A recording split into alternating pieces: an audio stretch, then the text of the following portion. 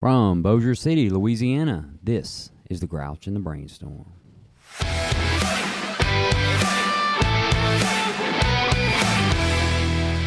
Episode 19 and counting. Hopefully we have many more. So, tonight is Mike, and with me I have Matt. What's happening? Jill. Hey. And Megan. Hi. And Megan is a special Al-Anon guest. And we'll get to know Megan here in just a second. So, like to welcome everybody back for episode 19. Episode 19 and 20 are probably going to be leading into episode 21, which is going to be step 6. But we're going to talk about tonight on this episode, we're going to talk about willingness and what our part of willingness is. So it's not an opinion.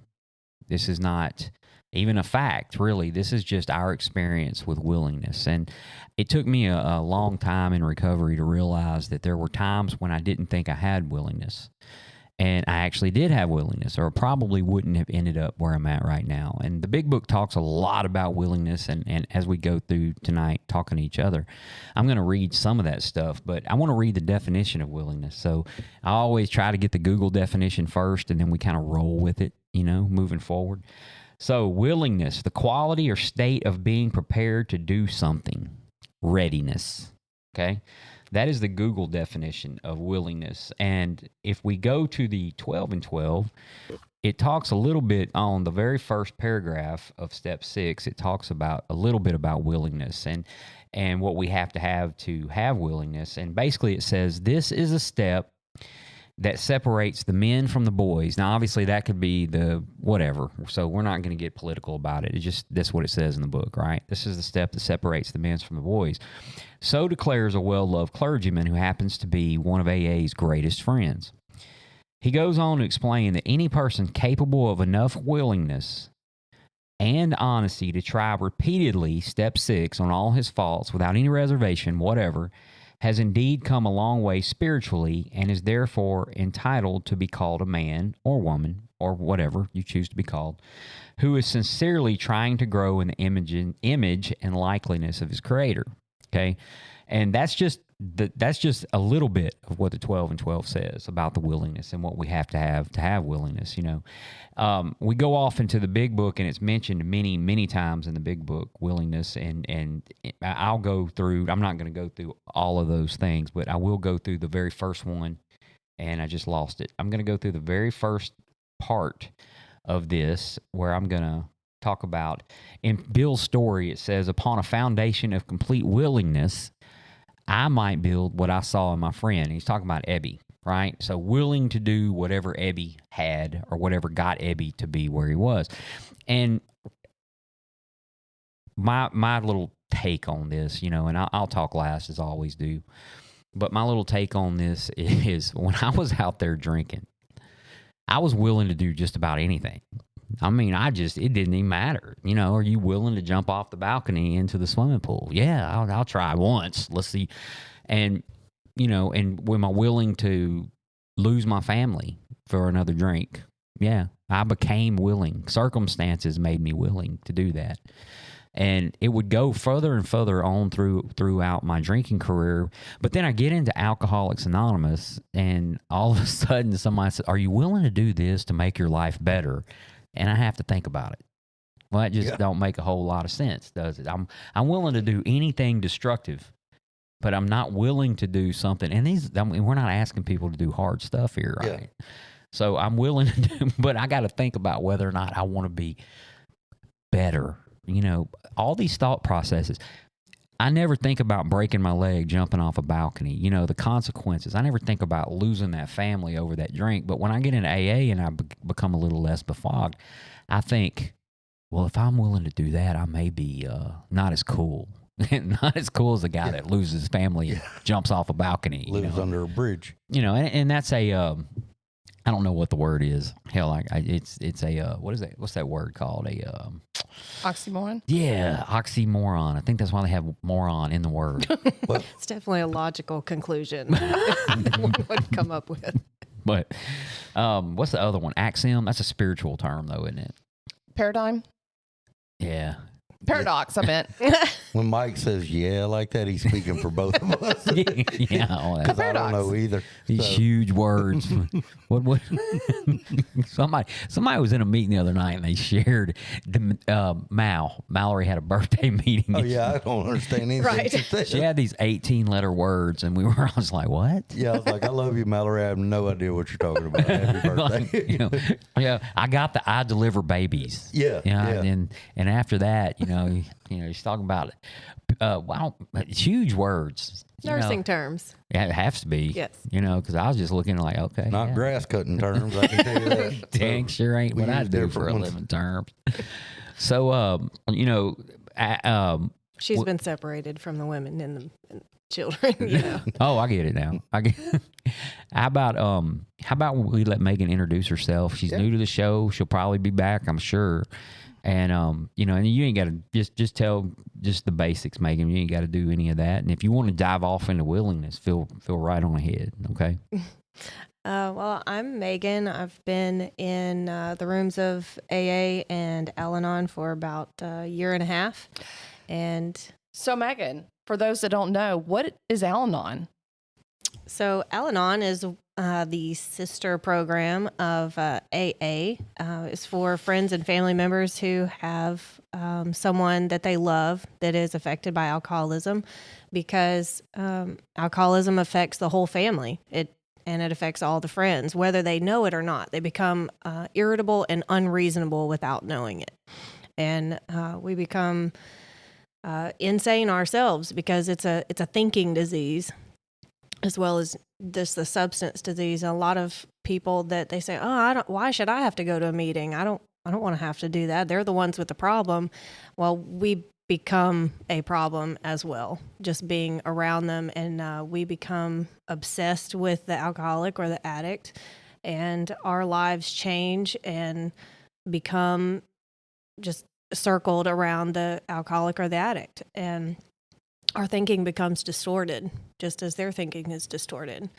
So we need a meeting too, and it helps bring sanity and restore peace to our thinking, and that's what it did for me. How long you been at it? I've been in Al-Anon for about a year and a half, and kind of doing AA meetings as well. During that time, I wanted to understand what AA was doing for the alcoholic and the addict, and also understand the disease better. So I was doing both meetings at the same time. I don't have any experience myself with substances or alcoholism myself, so I didn't really understand what people were going through, and I wanted to. And the Al-Anon was something that my father-in-law had said, you need to go to Al-Anon. And because I would call him and I was beside myself because of the things that we were going through. And he could see, because he's been doing AA for many years, and he could see that it had made me sick. So. Okay. And do we know your father-in-law? Yes. Okay. He's a friend of the program. So Yeah. Good guy, real good guy. So Matt, what's your take on willingness? And we'll let her have her thoughts back. And welcome, Megan. We're glad you're here. Yeah, and Megan, we Absolutely. just interrupt and talk in here. Oh, so you yeah. feel free to jump in. But, you know, it's like you said, Mike. I mean, I go to treatment centers a lot now. And for me to go through treatment and try to get sober and clean, and it took a radical change, number one, basically my whole life and everything I did. But, you know, you start out on that, oh, this is great. Well, you do have to have some willingness to do that. But I think willingness continues as you go along, because things start to settle in and life starts to happen. And that's where you go, you know what, it'd be easy to not do this or not go to a meeting or not do the things I'm supposed to do. And I remember just what you said, Mike, that, you know, I was willing to do all this crazy stuff when I was out there, but just a few little things. And I tell the guys and ladies in the treatment centers now, they're telling me stories of walking down a road 10 miles barefooted and it's 100 degrees in Louisiana to buy a drug somewhere, and they're robbing a store and they're doing all this, and I'm like, but you can't come sit in the air conditioning and drink coffee and eat donuts and listen to somebody talk for 1 hour. Well, there's nothing cool about it. I know. But I mean, look at the amount of willingness. The willingness is there if they want to. I guess if they want to put that in, you know. If I've learned nothing else, Alcoholics Anonymous is a plan of it's a program of action. That's true. If you do the few things that are suggested in there, is it always going to be perfect? No. Is it? Nothing's perfect, but you're going to head in a direction that's going to have a positive outcome, and you're going to stay away from the things that we're supposed to stay away from. But you don't get to up and decide, oh, I'm just going to not do that. I'm the laziness or whatever you want to call it, our brain doing what it does. And you go through those lulls. I have in 5 years, I've had moments where it was like, you know, maybe about COVID, good example. The in-person meetings kind of shut down for a little while, and it was kind of easy to get into that. Oh, I don't have to go to a meeting every day. And then that went a little while, and I went, the squirrels are running loose in the cage up here. So, but yeah, I mean, I had a job, took a job, and for about 7 months, I missed my regular 5:30 meeting. I couldn't go because I worked through it. And I was so tired and burnt out with that job, but I would leave and drive to like just random meetings late at night. And I wanted to go home and sleep. I was exhausted, but I knew that this has to be done. I mean, this is no different than eating supper at night or breakfast or whatever. But it takes that, it takes that in recovery. If you have nothing else, Mike said, being honest and being open-minded, but willingness, even if you can't be open-minded or be honest yet, just go, hey, I know I got to fix this. This is the only way, and put the effort in, and that's been the key to the whole deal for me. So, I mean, you got to think about it. At some point you became willing to go to rehab, right? Well, I didn't have a lot going on that day. Well, I mean, I get it. I mean, and willingness plays a role in our lives. I don't know. I'm thinking. Here's willingness. Okay, this is what they did. This is what happened with me. I'm laying in a recliner on a Sunday. Family gone. I'm sure I was passed out. I was not asleep. I didn't sleep at all. But wake up and my in-laws are standing over me. My brother-in-law, who I love to death, Curtis, if he's listening, he listens.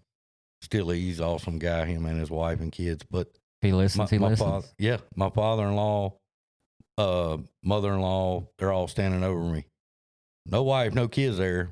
They're like, you need help. And I'm looking at the few of them and I'm thinking, you need help more than I do, And I guess I just didn't have a lot going on that day for whatever reason.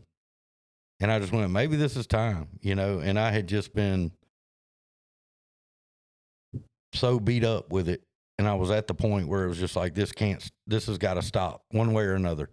And I thought, you know what, maybe this will clear. It was a little bit of maybe everybody will get off my butt and maybe I'll feel a little better. And I remember they were like, we'll pack your bag, stay right there. And I was like, okay. And they all went to the back and I had all my stuff in my truck and I took everything I had. When I went, there wasn't a drop left nowhere. So I told her, this is what I tell them, right? I'm going to detox. It's an hour and a half away. And I said, they going to let me smoke in there? And they're like, yeah, they said you can smoke. And I was like, okay. I said, what about my phone? Can I take my phone is so busted you can't even see nothing, but I want my phone, Yeah, you can take your phone. We drive 90 miles. I'm loaded like a freight train. I was in a good mood getting there. Show up. We walked to the front door and a lady walked out with a nurse with paper bag. And she goes, cell phone and cigarettes. Are you serious? Yeah. And I went, the nerve. Huh? And I looked at my father-in-law and he just kind of looked at me and went like that. And I was like, dang. So deceived. So, man, I was like, this is already going bad, man. I just got here. I'm not even in the building yet, And I just went, you know what? Let's go. So threw it in there and went from there and kind of rocked on. But yeah, I was at that point though. It was like I've got to end it. And when I got to treatment, thank God I had one of us that was my counselor, and she real quick just called it out. Was like, look, you're gonna have to do stuff you don't want to do that you would never think to do. You're gonna have to do it. If you do it, you're gonna be all right. If you don't, you can head right back out where you were. And somewhere in there, it kind of started clicking, you know. If it's So- got to be the pain of staying the same, it's got to be. Y'all, Yeah. I remember they gave us those cheap poker chips that you buy at Walmart, the little white, red, and green. Yeah. I remember getting my white one. That was my 30-day chip in rehab. You win it? No, I won change. I had a sock full of change. That's a whole other Yeah, full of episode. change. Yeah. That and our coffee smuggling operation we had going made some good money on that too. Yeah. I didn't go to whatever the ones are in Malibu, you know, like we had to hustle in there to stay alive. So Are you sure it was a rehab? I, know, I was I like, know it are you was. sure you didn't go to prison? Sounds like- it was Sounds like you went to jail. We had two guys that came in from jail, and the judge told them, you stay in there 90 days and I'll cut your time in half or whatever. They stayed in there about a week and walked to the front door and said, just take me back to jail. I'll just do the time. Two guys while I was in there. Wow. They had tape on the floor. When you walked, you stared at the tape. You didn't look up at the women, didn't look up at people in the office. It was tape all over. They had a gun line. They had all that stuff. How'd you know there were women? Well, They were whistling at you or I something. mean, from the we're in the same sidelines. room. Cat you know. calls. Right. Well, bunch of Beyonce's There, in there. there let me goes tell my you. hero, Yeah, Matt. yeah. Let me tell you. But yeah, but somewhere along there, and two, I did 30 days. You know, in my little, they had an optional stay another couple of months, and went in and to Miss B's office. It was about the week that I would have graduated from the 30-day program, and I was like, I'm good. I got this licked. You know, we're gonna get up out of here. Wrong. She's like, no, I think you need to stay. And I said, let's think about that. You know, me and you. That's what I told her. I was like, I'm going to go back to my bunk, you know, and Do bunk stuff. yeah, nothing, because I had nothing in there. So, but yeah, and I told her, I said, I don't want to do it. I think I'm all right. And she said, I don't think you are at all. So I think you need to stay as long as they're going to let you stay. And I was not happy about it, but I did it, and I trusted what she said. I told her when I got there, I'll do whatever you tell me to do, and I did it. And that was, I think, a big difference in my deal was staying that extra time. So you were willing to stay there. I was willing. I wasn't happy, but I was willing. So I like that. I wasn't happy about it, but my I was sponsor willing tells to me do it. willingness does not mean you want to do something. It just means that you're willing to do it. Yeah. And I do a lot of things that I don't want to do. Have you ever been to an Al-Anon meeting? No, but I should have been. Are you willing? Yeah. Okay. Yeah, absolutely. So I will tell you this, when we talk about willingness, whenever I was in rehab, probably the third time, the guy said, he called me in his office and he said, are you willing to do anything to be sober? Anything. And I said, I'm willing to do anything. And he said, are you willing to live in a halfway house? And I said, I'm almost willing to do anything. Almost. he got me. I tell you what, though, when I went back on that sixth time, I was willing. Yeah. I mean, you get to a point, I remember family coming up there for a visit. I had maybe 2 visits the whole time I was there, and my counselor told the people there, she said, they told me later, I didn't know this, and she said, if I told him to run around the building in his boxer shorts for the rest of the day, he would do it if he thought that's what needed to be done. And that's what it you took would for me, probably though. do that now for I pretty much absolutely only no had reason. boxers when I got there, so that's about all I had. So, I mean, that's not a stretch there, man. man, I tell you what, I love that place, man. It was wild. Sounds like it. It was wild. It was so much fun. But no caffeine allowed. Nothing had caffeine. It No was nicotine. I no. mean, We did have Oh, nicotine. It'd have been okay. a riot up in there. That was the only thing we got. It was the only thing they could hold over our heads was smoke break. So, but yeah, somebody's somebody's girlfriend or wife was smuggling coffee, instant coffee, and hiding it in the woods behind the volleyball court. Oh, wow. And they were breaking it up like they would drugs. And we were, Little baggies. The whole A wing gram smelled like, of coffee ground. Yeah. A smelled gram like of grounds. coffee. Were y'all chewing it like snuff? No, or- they were putting it in toilet paper Yeah. and swallowing it whole. It was instant. They call them coffee bombs. Oh, wow. Yeah. Desperation. And then, dude, they Don't give found any out of we the were doing listeners that any and ideas, tore man. that whole place apart. Like, can took imagine. the beds out. And then, Well, They that found almost us- sounds illegal. well, I know it felt illegal, but it was coffee, man. It wasn't. It That's was what's daggone giving all these coffee. addicts their natural high of being It able to sneak was. around. It was, man. Everybody was like, yeah. It felt wow. like they were doing something wrong, but they wasn't. There's probably a So mole evil. in there planted to get y'all to do Oh, stupid man. shit like that. No, we were stupid. We just were stupid. So, Time for a coffee bomb. the break. gambling, the gambling that went on Sundays and the coffee was how everybody made their money. So, Well, I mean, you I had wasn't definitely working. I had had a wife and kids. I couldn't ask her to send me anything. I hadn't worked in 3 months. So Yeah. let's get some poker going or something. 3 months. 97 days. Is that how long you stayed in there? Mm-hmm. Wow. Well, it's pretty good. I've only heard one other person with a bigger day. Actually, I've known people that have gone away for over a year. Yeah. Yeah, they were. Well, speaking of willingness, when I looked at rehabs, they were asking in the detox, "Hey, we have a bed open here. We have a bed open there," and one of them was, "It's a year program," and I'm like, "I ain't going nowhere for a year. I can tell you." So thank God. Yeah. You know, when I think about willingness, and I'm sitting here looking at the big book,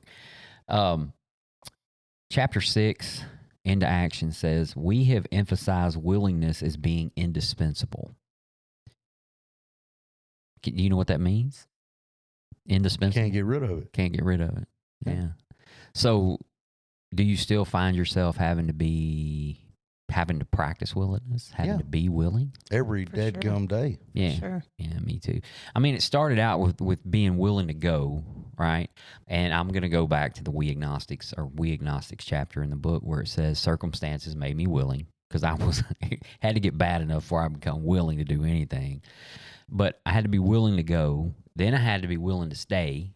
Then I had to be willing to get a sponsor. Then I had to be willing to do the steps. Then I had to be willing to work with other people. And even to this, if you go through the steps individually, which I'm not for time's sake, but there's a lot of points in there. Am I willing to look at myself here in step 4? I've worked with sponsees before who just That's didn't the want to look at biggest- themselves. Well, and willingness with sponsees is the same deal. I got a guy right now he's like, he just started sponsoring. He's like, oh man, they don't show up and they don't call and they don't. And I'm like, yep, welcome to the game, man. So I hate to say that, but most people just balk immediately. They don't want to do anything. Well, it's a willingness to look and see if you can are you willing to have faith that you can live a different life than what you've always lived? And that's what I was going to, mention as well, because, I mean, we're creatures of habit. And when we're getting into this kind of stuff, it is life changing. We have to change everything.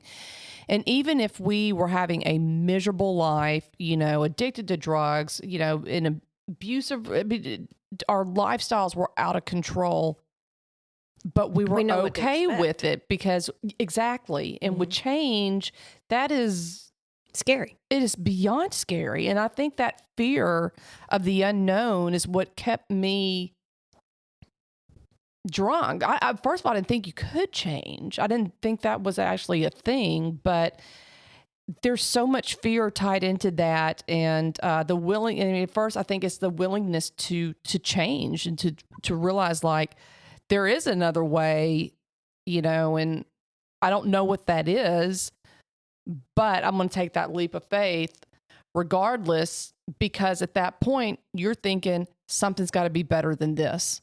Well, and then you have to be willing to continue on the path because you're also having to take responsibility Mm-hmm. to continue doing that.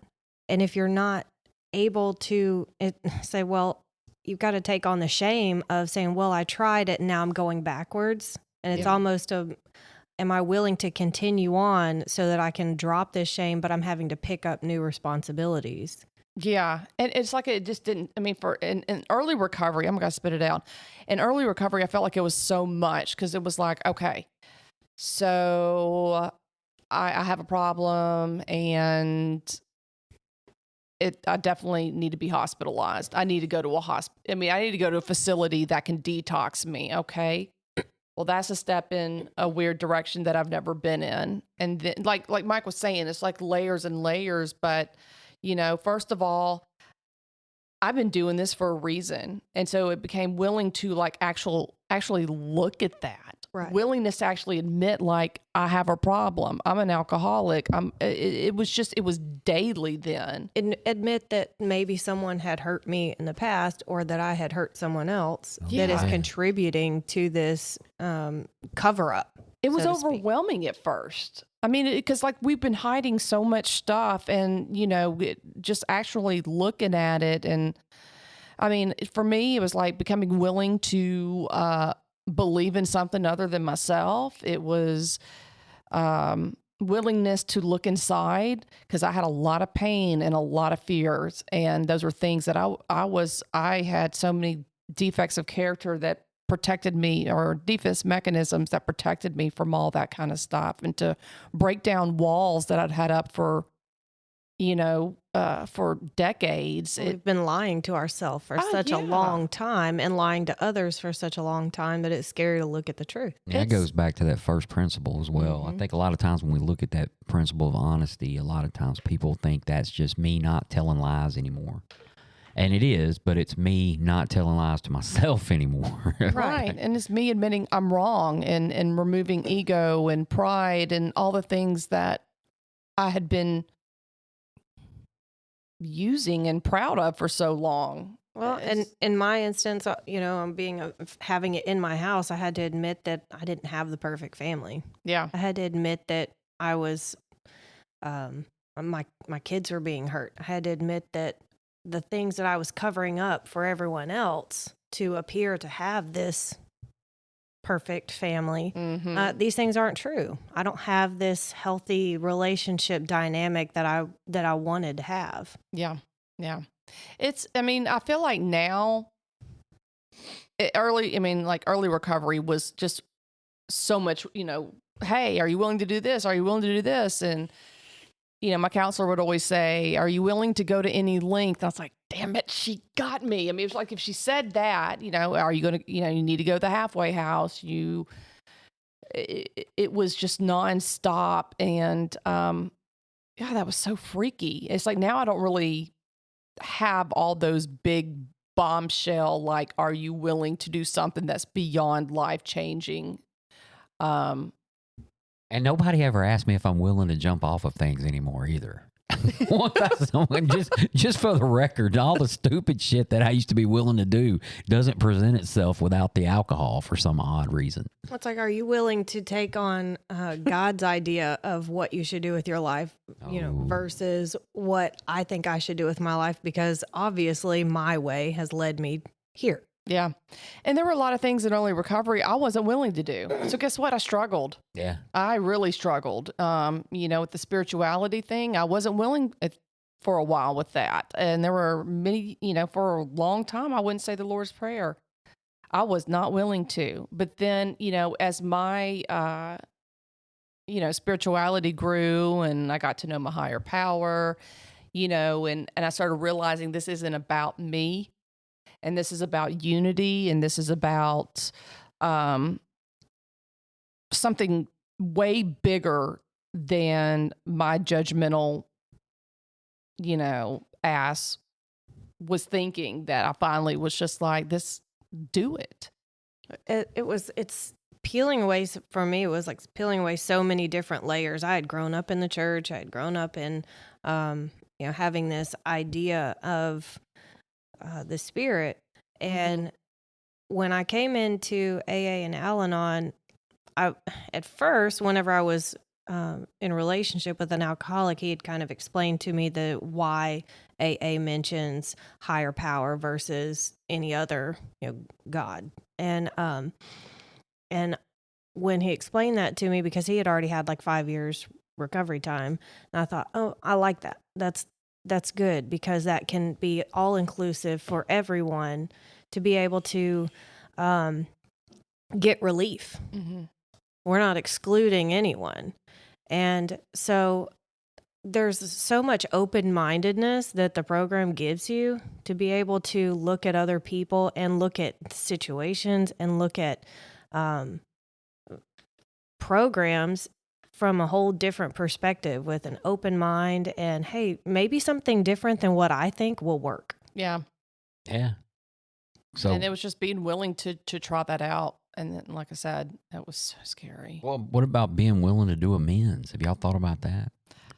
That's a tough one for me. I don't know about anybody. I was just, it wasn't problematic for me. I was ready to go. Yeah. Wow. So many people you hear, I've heard a lot of people that want to just, as soon as they get into the program, and then they just want to jump straight to it. You know, okay, they might get, powerless over alcohol or alcoholism, and then they just want to just jump straight to restore the relationship really quick. And they skip over that step 4 to look within yourself to actually make the list of where the damage may have happened to yourself and others, and to really take a harder look at the character defects before you make those amends, so that you can actually make them right the first time, instead of going back in the cycle and saying, oh, I'm sorry, but you don't really fully understand what you're sorry for. And you don't even know how to make the action right, because you haven't actually looked at the character defect in its wholeness anyway.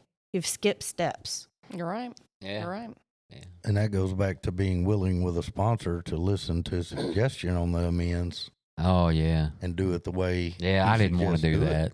I did not want to do that at all.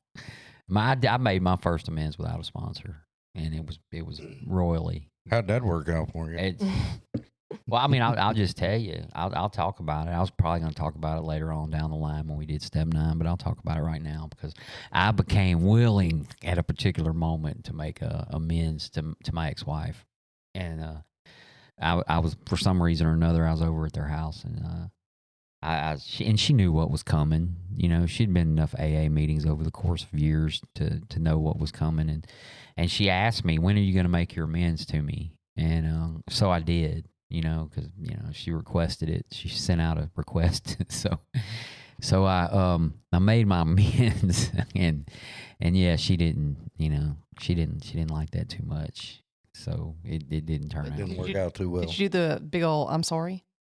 Well, I did maybe a little more than I'm sorry. I don't think it was a whole lot more than I'm sorry. My Kind of bad. back to Megan's point of view, I wasn't even really sure what I was doing. I was just trying to make it right at that time, and that would be where actually I learned a lesson in there. 1, get with your sponsor before you do that, and 2, I learned what a living amends is. I learned that there are people out there, 1, who deserve to see who you really are post drinking, and 2, always try anyway to live up to whatever it is that you've showed them prior to your drinking, right? And still to this day, all these years down the line, it's still a living amends. It's still, I don't work on it. I don't have to think about it even. It's just the way that situation is handled, right? And but I became willing to do that, and I'm still willing to do that regardless. I have to disregard her altogether, because there's more than just her. There's my mom and dad. There's people like that in my life, who they heard sorry for years, 20, 30, at least 15 years. So, Matt and I were talking the other day about being willing to ask for their perspective on what would be an amends from their perspective. So when we go to talk to them, being willing to listen to, how do you feel that this situation damaged us or our relationship, or damaged you? And but if you do even that too soon without the guidance of your sponsor, then there's a possibility that you'll contribute more to your own shame as well. And you've got to be able to be willing to listen and then take that into consideration, but also take into consideration your perspective as well, but be able to blend the two together. And you can't do that just jumping ahead. You've got to be able to have the work done beforehand. So, in Two Wives, the chapter in Mhm. Two Wives, it says, if you both show a willingness to remedy your own defects, there will be little need to criticize each other.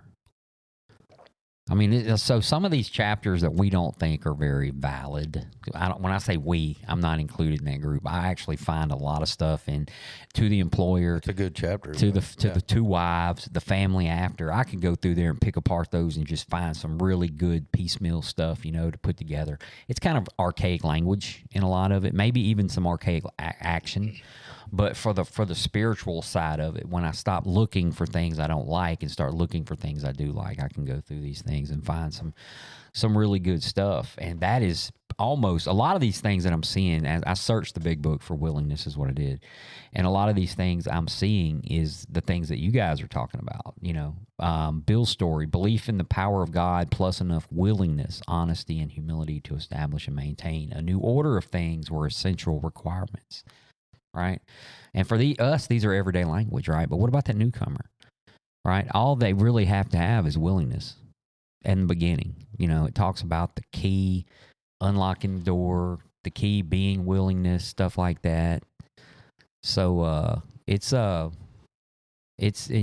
is definitely essential to have willingness. That's got to be had. So. Even like what you were just saying is being willing to look at what do I like versus what I don't like. Yeah. Yeah. Because that whole perspective can change everything. Yeah, they I think again, in talking about willingness, I don't want to get too far into amends, but the deal with me that helped me with willingness as I went along was also seeing other people using willingness in their own recovery and seeing them get better and recover.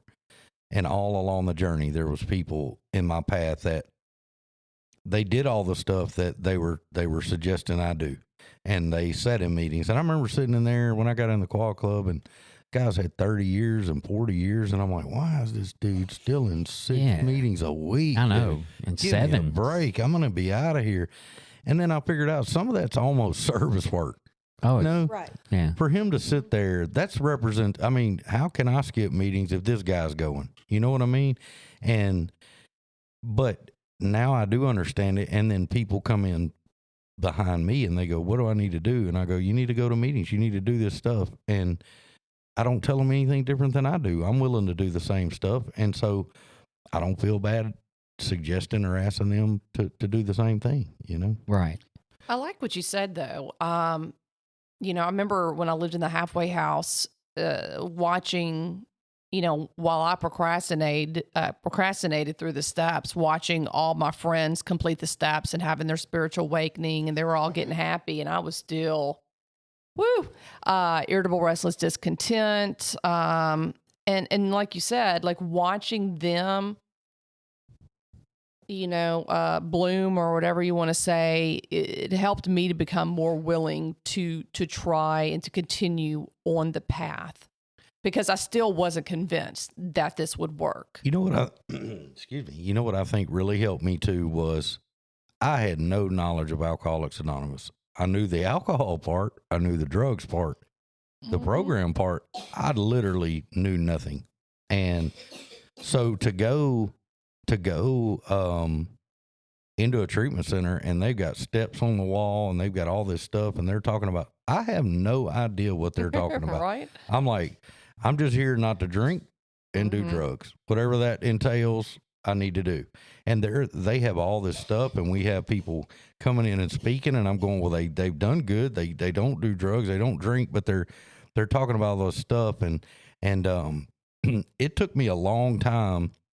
I know some people come in the program and they can quote every chapter and verse, and they know, and I'm like, how long you been in here? And they're like, 3 weeks, and I'm like, good Lord, like, I was like 6 months, and I'm looking at the wall going, when did they put all this stuff on the wall? Like, I'm just sitting in there every Well, day. they've probably been through rehab a few times. They're like, too. we're having a promises meeting. I'm like, what's that? And they're like, see those things on the wall? I'm like, oh, that's what that is. You know, I'm asking, who are those old people on the wall? That's Bill and Bob. You know, I don't know. That's Joe and Phil. Yeah, I thought it was, you know, back in their younger days. But, I mean, that's how clueless I was. Hey, I was with you. I didn't know what any of that stuff was. And I was just like, hey, they told me to be in a meeting every day, and I got a sponsor. I got them 2 things covered. The rest of it, I don't know, but I'm doing this.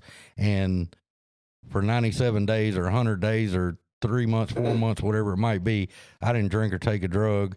And whatever this is working. And I eased into the rest of it. And I know with sponsorship, people talk about they jump in and they just hammer the steps, and that's great. My sponsor is like, we're going to go however fast you want to go. It's your recovery. It's not mine. And I had a job. I had a whole life upheaval thing going on.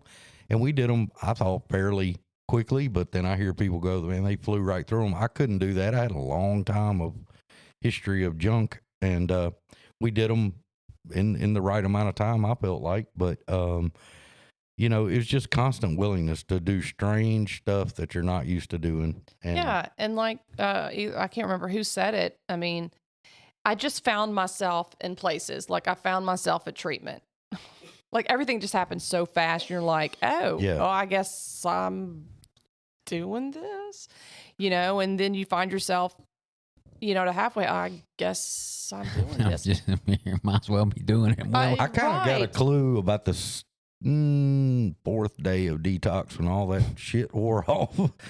I was like, man, where am I Might at, not be dude? willing to do this. This sucks. you Well, know? it was, you know, even, I don't know. It was just like I was there and I was like, well, I guess I will, even though like what y'all are talking about is really weird.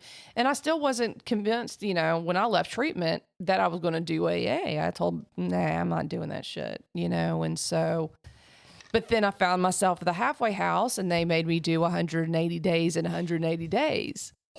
Wait. yeah. Yeah. And I was math like, adds up, right? Yeah, I know, marvel at math. I was like, wait, what? Yeah. So I was like, well, I guess I'll do that, you know. And it wasn't like, oh, I'm so willing to do all this stuff. It just happened to be there, and they made me do it. And so I just said yes. I think I just walked around blindly for quite a while, just like, you do this, okay. My first AA meeting I ever went to, we load up in the druggy buggy and they take us to a Methodist church in Corinth, Mississippi on a Sunday night. There's nothing going on in that little town, okay? There's 2 guys, older men, that are regular attendees of this meeting. It's in a church. And then you unload a bunch of dudes that just rolled in out of Memphis and everywhere. And, you know, we just walk on in. And I remember going in, and I guess these 2 older men, they were there every week. And so they knew it was a bunch of us from a treatment center, and I was new. So I walk in, and this little old man, he gets up, he's dressed real nice. He walks up to me as I'm walking in the door, and I have never been in one in my life. And he walks up to me and he opens up his arms and he gives me a hug, which that was creepy. You know, I didn't do the hugging. Still not crazy about the hugging, but he gives me a hug and he says, we're so glad you're here. And he's whispering in my ear and he's like, we're so glad you're here. And I'm like, that's great. And he goes, A little creepy there. it was creepy, dude. It was creepy. I mean, Wet Willie. and Took off running. I'm still like, you know, in the DTs going, and where am I at? You know, but, he hugs me and he goes, we're so glad you're here. And he goes, now sit down and shut the fuck up. Oh, And he goes, because you don't know anything about how we live and do this way of life. And I was like, okay, yes, sir. That's what I like about the program is, or both sides of it, is because you can get in where you fit in, basically, but it starts you off at such a basic level of understanding as if you've never heard any of these ideas of something so basic like being honest. Yeah. It starts you off at something so basic. Yeah. And I had done another 12-step program before I even came into Al-Anon and AA. And I remember the steps were similar, but not exactly. But I was listening to all of them being listed and trying to understand, explain how they were doing this. And I remember talking to a lady and I said, I don't really understand why, like, it seems like this is normal life. Like, isn't this just how people live their lives? And she said, and because I was kind of asking her to be a sponsor, at that time. And she said, yeah, no, people don't understand that this is a way. But that's how I understood to live life. Not that I was perfect by any means at all, but I could not relate to it until I came into Al-Anon and AA. And I had somebody that had been doing it that way for a long time, where they could break it down and they could show me where I was failing in step one. Like, hey, that action that you just took, that's a step one action. That action that you just took, that's a step 4 action. Because having somebody that was able to relate it to me, even though I thought I had this base knowledge of whatever, I was still dumb enough that I couldn't apply it to my life. Maybe I had a head knowledge, but I couldn't apply it until I got in and got with someone in particular. Well, Bobby, my sponsor, always says we're going to revisit that. When I do a step and I'm screwed it up or something, he has a nice, real quick way of saying revisit, meaning you screwed that up. We're going to start over. Oh, sweet. And that also, he says that when we're building a shop, and I've screwed his shop up too. So it's not just steps. But I liked going through that with him because of the way he approached it. And it was very low pressure. Right. But when we do it, we're thorough. And there's not a lot, he doesn't waste a lot of words. So it's like, you're either going to be honest or you're not. If I feel like you're not being honest, then we're going to go back and redo it, and it's not a yell and scream and holler type thing like I thought it was going to be. It was the total opposite of that, Acceptance and love. Yeah. Love and tolerance. And he told me the first steps we started doing, he said, before we start all this, let's just go ahead and get this out of the way. We're all liars, cheaters, and thieves. And that was like, you're not going to come in here and tell me you're, right. whatever. And, it went well. And I've heard different people, how they do them. And I think the sponsorship thing that's why it's so important. And you find somebody that you really, really can G-haul with, Mm-hmm. My life had gotten so unmanageable, from living with alcoholism, and everything around me was just crumbling, because every solution that I had in my head to help, to assist, to other things I learned as control, things that it had made me crazy, where I was digging in drawers or digging in trying to figure out what was going on, because I didn't know what was going on, but I knew there was deceit, and it was making me so sick. And I was so uncomfortable that I was just willing to do anything to get relief from it. And that's you and I have talked about. I was in a relationship with somebody who was one of us as well, and it was really sick and had been for years. And going through that with my sponsor, and he kept going, "What are you worried about what she's doing? Why are you worried about that?" And I go, "Well, I'm married to her." And he goes, "That doesn't matter. Yeah. You keep rocking with what you're doing and do right, because the day is going to come when that may not be there." And he goes, "If it's not, you need to be on your feet." He goes, "You have no control over what she does. She's going to do, not do, whatever it might be." And that was really hard to do. And I still would venture into that, and then I would call, "Man, well," and he goes, "What did I tell you?" And that's what's so great. And I think now down the road, willingness, but also trust in somebody else, to go almost blind trust. And I trust Bobby. If he tells me I'll take it to the bank, I'll go off a cliff with it. It's fine. I trust everything he tells me, and he is batting 1,000 on every situation that I've had, that I've gone to him. He's been spot on, and it may be the result 2 years down the road, and I look up and go, "Oh, he told me that was going to happen," and it did. But yeah, he's able to not look at it emotionally and go, "This is a process.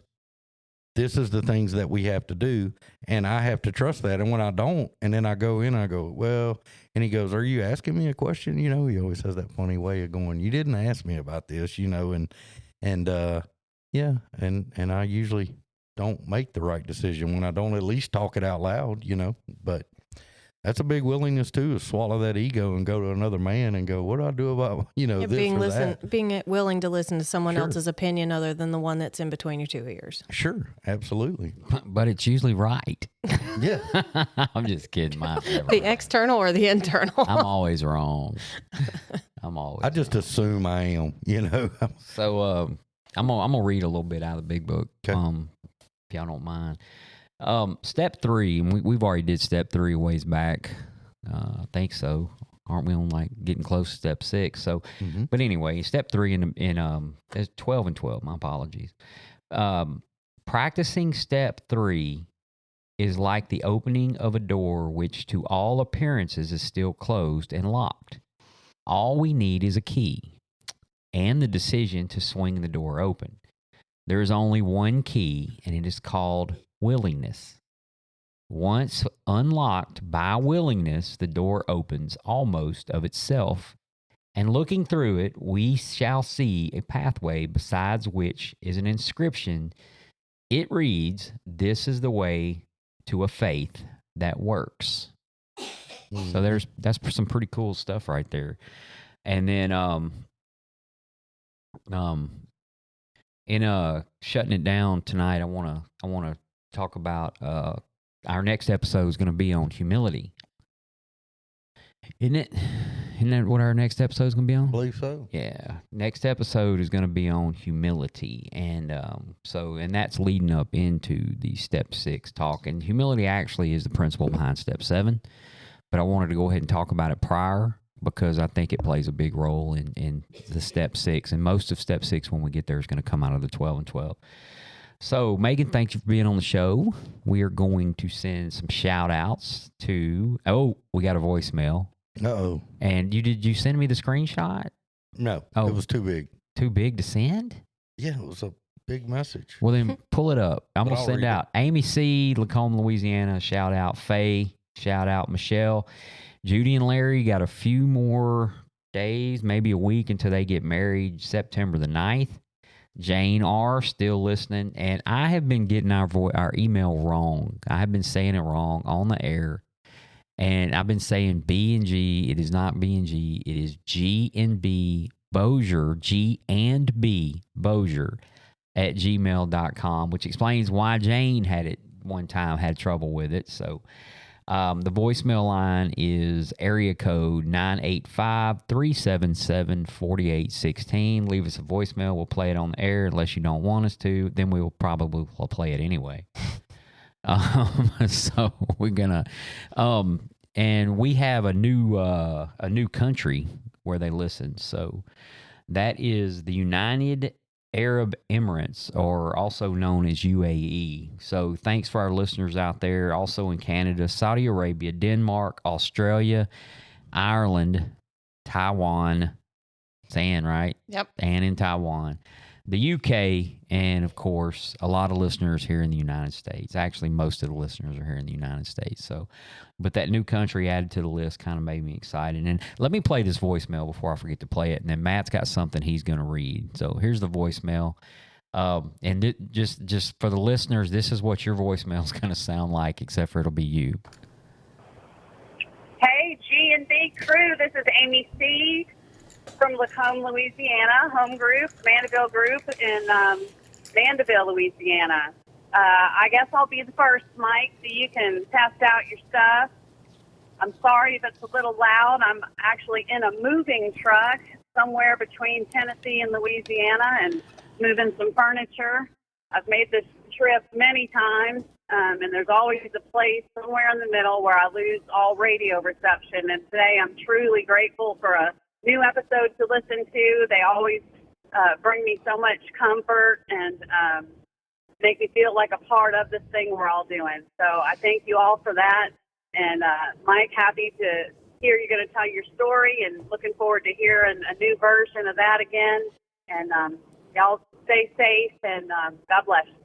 Bye. Yeah, that was pretty cool. That is cool. Yeah. It only took me like 2 hours to figure out how to get that put onto the podcast.